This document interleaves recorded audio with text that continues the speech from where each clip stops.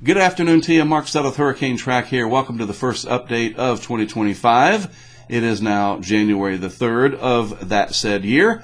Glad you could tune in to today's update. Again, the first one of the new year. Got a lot to talk about with you. A major winter storm is going to unfold over the next few days, ushering in very cold air across most of the lower 48, especially east of the Rockies, and periodic storms coming across that cold air will give us the chance to see some pretty impactful weather.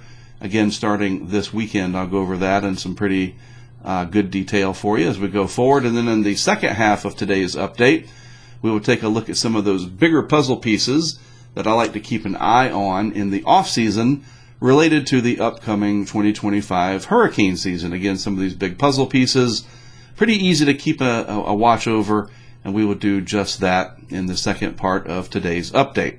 All right, again, Happy New Year to you. I haven't done this in a few weeks. I'm a little rusty, you can tell, right? But it's good to have you with me. Let's get started.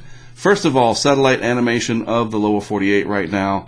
Not too bad by and large. Lake effect snows up here in the usual areas. Piling up pretty good with this plume right here coming off of Ontario. But that's where the bulk of the snow is right now. Big storm system coming into the Pacific Northwest. We got our northwest flow ushering in that cold air out of Canada, and that is going to set the stage for a big storm system in the nation's midsection that's going to move its way to the east over the coming days. And of course, that has prompted a plethora of watches and warnings. We'll get to those in a minute. First, there are our lake effect snow warnings in and around Lakes Erie and Ontario, and then we've got our mid-continent winter storm that's going to develop this weekend and move its way east across this area. Red flag warnings in New Mexico, pretty windy conditions, and winter weather, of course, for the plains, high plains, and up along the Canadian border states. So yeah, it's a pretty active pattern, or it certainly will be, as we get through the first full weekend here of the new year. Now, we can look at this evolve on the GFS, one of many computer models, of course. The operationals and the ensembles are all hinting at, and I mean, it's pretty much a done deal. Again, a pretty big storm system developing here, and then it's going to slide its way across, exiting somewhere along the mid-Atlantic states over the coming days. So let me show it to you. This is what it looks like over the coming week or so. Starts off in the Pacific Northwest. You get that cold high building out of Canada, and all that cold air mixes with that mid-latitude cyclone, so that by Saturday into Sunday, boy, Kansas and parts of Nebraska, very icy, windy, cold, probably going to have some power outages out there. Then on the warm sector, as we get into Sunday night, into Monday, this could be a stormy area through here. We just had a lot of tornadoes last weekend. Could be something similar coming up. We're going to have to watch that closely. And all this pinkish color you see in here, that is your ice. And ice, you know, you'd rather have the snow over ice. I'm sure everybody could agree with that. But look at this big chunk of Arctic air that's going to be settling in. Very thick air mass. Cold air is very dense, and it's going to spill down into the lower 48, and that's going to set the stage for very cold conditions with these big storm systems coming through every few days. That one exits to the east, then another one gets started down here along the Gulf Coast states and moves its way across the southeast and mid-Atlantic. But now we're out beyond the week time frame that we normally look at. But the bottom line, the first week or so of January here looks to be pretty active and pretty darn cold. If we look at the temperatures, let's just take a look at the anomalies up at 5,000 feet. Actually, let's just do it down where we live at 2 meters. So those cold anomalies, departures from the long-term average, look at that. It's definitely all those deep blues and purples. Once we get into the first 4 days of the forecast cycle, it's pretty much purple and whatever this other color is, pinkish color, right? White hot pink, I guess. Very, very cold temperatures across the lower 48 coming into the first full week of the new year. That's what all that purple and pink and whatnot, magenta, whatever. Yeah, very, very cold coming up. Now look, we're also going to have a severe potential with this. Not today, not tomorrow. A little bit of severe weather tomorrow, perhaps. Instability out here in parts of the plains because of just the way the setup is in the atmosphere, but the thunderstorms that could cause more problems, especially with the potential for tornadoes, or as we like to say, all hazards possible, that comes into into play here Sunday into Monday for the Gulf Coast states. So make sure you are paying attention to that as we go forward. We just saw, again, last weekend what happened with that big tornado outbreak in parts of the Gulf Coast from Texas all across the southeast. So pay attention to that coming up. Again, looks like out to day 3. Let me just go back to that, is when this is most prevalent. So just make sure you're paying attention. Remember, we are very busy people. You didn't need me to remind you of that. And sometimes we're just not looking at the weather. We got all kinds of things going on. We want to make sure you are aware, because these impacts can be significant and life-changing if you're not on top of it. So just broad brush painting this, making sure people are on top of it and can go to the sources of information that can help them to be prepared and ready to go. All right? So very active pattern coming up. And, yeah, it's going to be an interesting start to the year, kind of like it was last year. So let's move ahead now and look at stuff related. Yeah, some of this is current, and it will certainly impact the weather of the next few weeks and months. But leading into the hurricane season, still several months away, we're going to be watching a couple of key indicators. One is the state of the ENSO here, the El Nino Southern Oscillation, which is now pretty much in La Nina territory. We've got to wait for CPC, Climate Prediction Center, to officially declare that we're in La Nina. And we will be watching the Atlantic, which has remained very warm these last few years relative to average.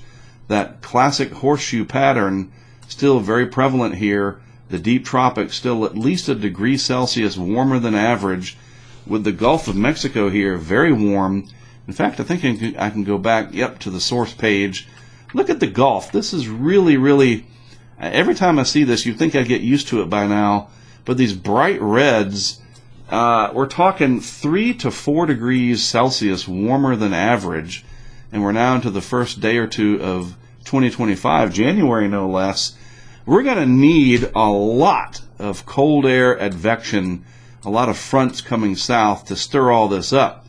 And I'm not worried about it in terms of hurricane season. We know the Gulf is always going to be warm enough. I mean, you can pretty much count on that for intense hurricanes. But what this does, this extra warmth down here, it fuels these mid-latitude storms that cut across. And that's how you get that severe weather. At least that's part of the ingredients. And I think that could play a big role once we get towards springtime, which, you know how time does. It flies. And it's going to be here before you know it. And this current outbreak that could be coming up on the Day 3 outlook, look at where that is. The Day 3 Storm Prediction Center outlook, let me just remind you, there it is over there in the yellow. I've drawn it in with that sort of onion shape or whatever. But it's north of all that anomalously warm water, and it is substantially warmer. So that gives you a lot more deep, low-level moisture for these storm systems to work with. And that gives you all the, all that you need to really help to foster these big storms like we just saw. Very heavy rain as well. So that's just something to keep an eye on. But beyond that, looking at just the Western Atlantic and the Eastern Pacific here, the Western Hemisphere as a whole, this is still pretty substantial. I mean, not quite as anomalous as we saw a year ago, but still running way above where we should be for the 30-year average. And I just don't see much that's going to change over the coming months. I did a recent Hurricane U episode, our educational series with Dr. Klotzbach, and the lack of strong subtropical ridging, where you get those strong trade winds just blasting across this region. Let me use this green color here. You really need those trades to just roar across the deep tropics here to mix everything up, and we just haven't seen that, especially in the winter and spring over the last couple of years or so, and that just allows the Atlantic to stay relatively unmixed and warmer than average. That's a simplistic way to explain it, but I don't see that changing anytime soon. We'll see. It is early, but, again, June 1st and beyond, that'll also be here before we know it. Looking at the ENSO, the El Nino Southern Oscillation phenomenon, one of the tools we like to use to watch that is the Southern Oscillation Index. Currently in a dive kind of state, the numbers are down, but your 90-day average there, very important, is at +7, and even the 30-day is as well. But the 90-day is a better indicator, and it has just been gradually going up here with just a slight downtick as of late. The La Nina will probably peak, well, the undeclared, almost official La Nina, probably peaking here in the next 6 weeks or so, and then things should gradually start to moderate, and we can see that in some of the modeling, which I'll show you as we go forward. But check this out. This is the subsurface. So if you took a slice right through here and looked at it in the vertical like this is what you'd see. So that very cold water extends down very deep over a vast area of the tropical Pacific. Way out, there's the date line. There's 180 degrees. I mean, this thing goes, the cold pool, as we call it, all the way out to, what is that, 150? Yeah, 20, 40, 60, 160 east longitude. Come on, Mark, wake up. And this, too, looks pretty robust. Now, look, there's a lot of that West Pacific warm pool waiting in the wings if we can relax these trades enough to sort of break the dam and allow this to make progress to the east. I just don't know if that's really going to happen substantially anytime soon. And we can see that. You know, what's my reasoning? Look at the Hofmoeller diagrams across the deep tropics, 5 south to 5 north latitude. All these purples and blues, those are your strong easterly winds. And in the Atlantic, you don't see much in the way of strong trades at all. In fact, some of this orange and red through here, yellow, orange, and red, is a little bit of a reversal of those trade winds out near the islands, anyway, the longitude of the western part of the deep tropics. But the bottom line is the cold pool, pretty strong.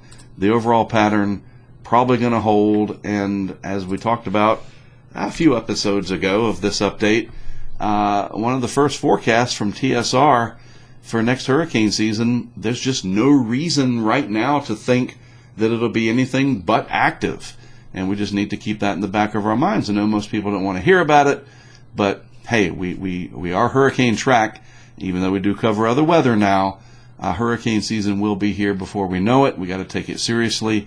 And just remember that these puzzle pieces are the easier ones to watch in the off season, and they will have a big influence on the seasonal guidance that will be coming out later on down the road in about another 60 days or so from Colorado State, for example, and other agencies. You know, we're just keeping an eye on it. That's all. Nothing to worry about. We know hurricane season happens every year, and we just want to stay on top of it. Just keep people aware. You know, that's it. All right. So last thing about hurricane season, this is one of many models, of course, is the CFS V2. And again, that La Nina pattern should be peaking here over the next few weeks. Then a gradual moderation. There's the mean. And by the time we get into the heart of the hurricane season, we should be at neutral.